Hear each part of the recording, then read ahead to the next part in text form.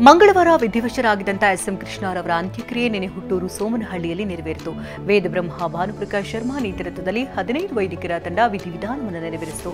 ಯತಿಗಳು ವಿವಿಧ ಮಠಗಳ ಸ್ವಾಮೀಜಿಗಳ ಸಮ್ಮುಖದಲ್ಲಿ ಕೃಷ್ಣ ಅವರ ಅಂತ್ಯಕ್ರಿಯೆ ಜರುಗಿತು. ಅಗ್ನಿಸ್ಪರ್ಶಕ್ಕೂ ಮುನ್ನ ಎಸ್ಎಂ ಕೃಷ್ಣ ಅವರ ಜೊತೆಗೆ ಪತ್ನಿ ಪ್ರೇಮಾ, ಪುತ್ರಿಯರು, ಸಂಬಂಧಿಕರು ಗಂಧದ ಕಟ್ಟಿಗೆ ನೆಟ್ಟು ವಿದಾಯ ಹೇಳಿದರು. ಎಸ್ಎಂ ಕೃಷ್ಣ ಅವರ ಪಾರ್ಥಿವ ಶರೀರಕ್ಕೆ ಮೊಮ್ಮಗ ಅಮರ್ತ್ಯ ಹೆಗಡೆ ಅಗ್ನಿಸ್ಪರ್ಶ ಮಾಡಿದರು. ಅಗ್ನಿ ಸಂಸ್ಕಾರದ ಮೂಲಕ ಪಂಚಗವ್ಯದಿಂದ ಶುದ್ಧೀಕರಣ ಮಾಡಲಾಯಿತು. ದೋಷ ನಿವಾರಣೆಗೆ ಗರುಡ ಪೂಜಾ ಕಾರ್ಯ, ದೋಷಗಳ ಪ್ರಾಯಶ್ಚಿತ್ತವನ್ನು ಮಾಡಲಾಯಿತು. ಚಿತೆಗೆ 1 ಟನ್ ಶ್ರೀಗಂಧದ ಕಟ್ಟಿಗೆ ಜೊತೆಗೆ ಇತರೆ ಕಟ್ಟಿಗೆ ಹಾಗೂ 50 ಕೆಜಿ ತುಪ್ಪದಿಂದ ಅಭಿಷೇಕ ಕ್ರಿಯೆ ಕಾರ್ಯ ಮಾಡಲಾಯಿತು.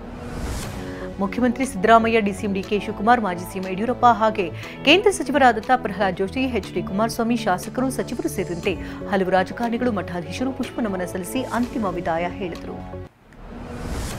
ಎಸ್ಎಂ ಕೃಷ್ಣರ ಬಗ್ಗೆ ನಟಿ ರಮ್ಯಾ ಭಾವನಾತ್ಮಕ ಪೋಸ್ಟ್ ಮಾಡಿದ್ದಾರೆ. ಮಾಜಿ ಸಿಎಂ ಎಸ್ಎಂ ಕೃಷ್ಣ ಅವರು ಎಂದಿಗೂ ಕೂಡ ಅಜರಾಮರ ಎಂದಿದ್ದಾರೆ. ಅವರು ಎಂದಿಗೂ ಸಹ ಯಾರ ಬಗ್ಗೆಯೂ ಕೀಳಾಗಿ ಮಾತನಾಡಿದವರಲ್ಲ. ಅಂತವರ ವಿರುದ್ಧ ಅವರಂತಹ ಸುಂದರ ವ್ಯಕ್ತಿತ್ವ ಹೊಂದಿರುವಂತಹ ಮತ್ತೊಬ್ಬ ವ್ಯಕ್ತಿ ಸಿಗಲಾರರು ಎಂದಿದ್ದಾರೆ.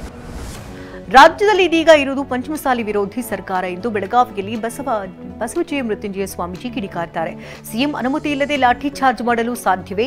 ಕೂಡಲೇ ಅಧಿಕಾರಿಯನ್ನು ಅಮಾನತು ಮಾಡಿ ಸೋಮವಾರದಿಂದ ವಿಧಾನಸೌಧ ಮುಂದೆ ಮತ್ತೆ ಧರಣಿ ಕೂರ್ತೇವೆ ಎಂದಿದ್ದಾರೆ.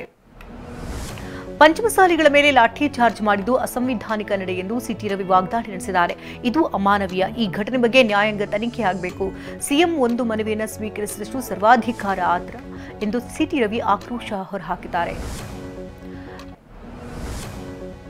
ವೀರ ಸೇನಾನಿಗಳಿಗೆ ಅಪಮಾನ ಖಂಡಿಸಿ ಇವತ್ತು ಕೊಡಗು ಬಂದ್ಗೆ ಕರೆ ನೀಡಲಾಗಿದೆ. ವಕೀಲ ವಿದ್ಯಾಧರ್ ಎಂಬಾತನಿಂದ ಫೀಲ್ಡ್ ಮಾರ್ಷಲ್ ಕಾರ್ಯಪ್ಪ ಜನರಲ್ ತಿಮ್ಮಯ್ಯಗೆ ಅಪಮಾನವಾಗಿತ್ತು. ವಕೀಲನನ್ನ ಕೂಡಲೇ ಗಡೀಪಾರು ಮಾಡಬೇಕು ಅಂತ ಒತ್ತಾಯಿಸಿ ಬಂದ್ಗೆ ಕರೆ ನೀಡಲಾಗಿದೆ. ಮಹಾರಾಷ್ಟ್ರದಲ್ಲಿ ಖಾತೆ ಹಂಚಿಕೆ ಗಗ್ಗಂಟು ಬಗೆಹರಿದಿಲ್ಲ. ಏಕನಾಥ್ ಶಿಂದೆ ಗೃಹ ಖಾತೆ ಸೇರಿದಂತೆ ಪ್ರಮುಖ ಖಾತೆಗಳಿಗೆ ಪಟ್ಟು ಹಿಡಿದಿದ್ದಾರೆ. ಇದರ ಬೆನ್ನಲ್ಲೇ ನಿನ್ನೆ ತಡರಾತ್ರಿ ಫಡ್ನವೀಸ್ ಮತ್ತು ಜೆಪಿ ನಡ್ಡಾ ಅಮಿತ್ ಶಾ ನಿವಾಸಕ್ಕೆ ಭೇಟಿ ನೀಡಿ ಮಾತುಕತೆ ನಡೆಸಿದ್ದಾರೆ. ಡಿಸೆಂಬರ್ 14ಕ್ಕೆ ಖಾತೆಗಳು ಹಂಚಿಕೆಯಾಗುವ ಸಾಧ್ಯತೆ ಇದೆ. ನಿನ್ನೆ ಕೆಲಕಾಲ ವಾಟ್ಸ್ಆಪ್, ಫೇಸ್ಬುಕ್, ಇನ್ಸ್ಟಾಗ್ರಾಂ ಸೇವೆ ಸ್ಥಗಿತಗೊಂಡಿದ್ದು, ಇದರಿಂದ ಬಳಕೆದಾರರು ಆತಂಕಕ್ಕೀಡಾಗಿದ್ದರು. ಈ ಬಗ್ಗೆ ಮೆಟಾ ಸಂಸ್ಥೆ ಸರ್ವರ್ ಡೌನ್ ಮತ್ತು ನಿರ್ವಹಣೆ ಕಾರಣ ವ್ಯತ್ಯಯ ಉಂಟಾಗಿತ್ತು ಅಂತ ಸ್ಪಷ್ಟಪಡಿಸಿದೆ. ಸದ್ಯ ಕಾರ್ಯನಿರ್ವಹಣೆ ಸಹಜವಾಗಿದೆ ಎಂದಿದೆ. ಅಸ್ಸಾಂ ಸರ್ಕಾರ ಪತನವಾಗುತ್ತಿದ್ದಂತೆ ಸಿರಿಯಾ ಬಂಡುಕೋರರು ಅವವಶವಾಗಿದೆ. ಸದ್ಯ ಪರಿಸ್ಥಿತಿ ಪ್ರಕ್ಷುಬ್ಧವಾಗಿದ್ದು ಅಲ್ಲಿದ್ದಂತಹ 75 ಭಾರತೀಯರನ್ನ ಇದೀಗ ಸುರಕ್ಷಿತವಾಗಿ ಲೆಬನಾನ್ಗೆ ಸ್ಥಳಾಂತರ ಮಾಡಲಾಗಿದೆ. ಶೀಘ್ರವೇ ಅವರನ್ನ ಭಾರತಕ್ಕೆ ತರೆತೊಕ್ಕೆ ಎಲ್ಲಾ ತಯಾರಿ ನಡೆದಿದೆ. 2025ರ ಚಾಂಪಿಯನ್ಸ್ ಟ್ರೋಫಿ ಟೂರ್ನಿ ನಡೆಯುವುದಲ್ಲಿ ಅನ್ನುವುದನ್ನು ಐಸಿಸಿ ಇದೇ ವಾರ ಫೈನಲ್ ಮಾಡಿದೆ.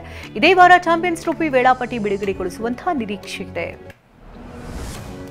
ಟೀಂ ಇಂಡಿಯಾದ ಸ್ಟಾರ್ ಆಟಗಾರ ರಿಷಬ್ ಪಂತ್ ಆಸ್ಟ್ರೇಲಿಯಾದಲ್ಲಿ ಪುಟ್ಟ ಅಭಿಮಾನಿಯೊಂದಿಗೆ ಸಮಯ ಕಳೆದಿದ್ದಾರೆ. ಮಗುವಿನೊಂದಿಗೆ ಪಂತ್ ಆಡ್ತಾ ಇರುವಂತಹ ವಿಡಿಯೋ ವೈರಲ್ ಆಗಿದ್ದು ಅಭಿಮಾನಿಗಳು ಕ್ಯೂಟ್ ಎಂದಿದ್ದಾರೆ.